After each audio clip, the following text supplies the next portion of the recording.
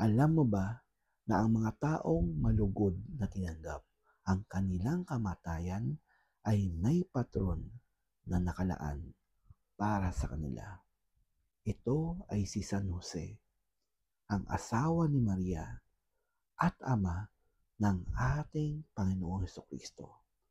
Ayon sa tradisyon ay maagang pumanaw si San Jose. Huli siyang nabanggit sa Biblia noong dinala niya ang batang si Jesus sa templo sa Jerusalem. Hindi na nga siya nakasama ni Maria sa kasalan sa Kanaan noong ginawang alak ni Jesus ang tubig.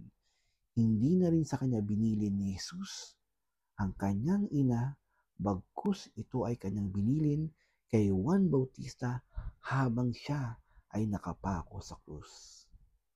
Ayon sa tradisyon, noong pumanaw si San Jose ay kasama niya si Maria at ang ating Panginoong Jesucristo.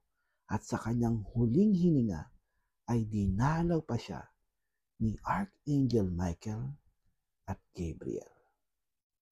Kayo, gusto niyo bang maging patron si San Jose?